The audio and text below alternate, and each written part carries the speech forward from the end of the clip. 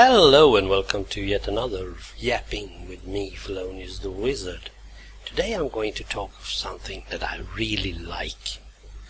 As you probably have noticed, I'm not much fond of different things, and I'm more opposed to things than I am really liking it. But flea markets, or anything that is doing second hand, has become one of my favorites all time. Now, I'm not much of a guy who's running around on them myself.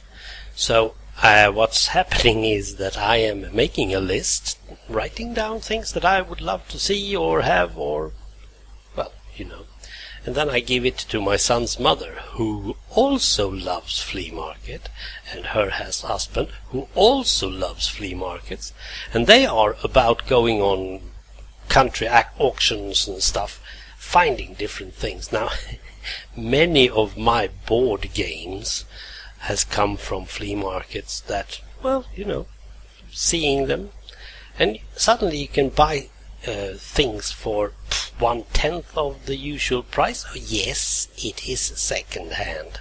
Of course it is. But it's really fun finding stuff. And I mean, if you're watching on like eBay or something like that, you find things, yes you do, but people there know the value of stuff. There are some board games that I would really love to have, but nowadays they are that expensive that it's better to do one yourself, if you're able. One board game that I really got cheap, I must say, was the Avalon Hill Diplomacy. I've made some own versions of it, just copying the board and making stuff, but it wasn't really good. It was usable, but not more, since in diplomacy you only have a board and some markers to tell you if you are having a fleet or an army. These are the only two things you need, and you can do that by, I don't know, one version we did in school was using some wooden sticks that we cut in different pieces, and we had the boats to be half of that size and the army to the whole of it, but I always wanted to have the board game itself. There has been a lot of them out there, but they are all very expensive, and if you start to bid on something, you know that you are going to get at least the original price or more in order to get it. But I've got one. I got it for 50 Swedish crowns or something like that, and it's a treasure. I really love that game, and it's not like all the others, but still I like it.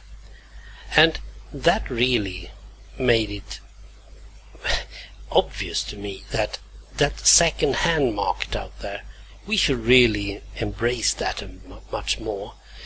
Why should we, like we did in the 60s, throw everything as soon as we are tired of it? People out somewhere else can always use it. And I know that many of these flea market shops that are out there, second-hand markets, second-hand shops, they are also sending stuff they can't sell. They're sending them to other places, like places in Africa or Asia, where people are poor and can't afford to have it. I mean, I can really see how a little ball or something like that could really brighten up a little child's life a great deal. A thing, man-made thing, that should be a real treasure for them as well. So yes, I really like flea markets that help other people as well. Okay, that was it. Thanks for listening. Bye.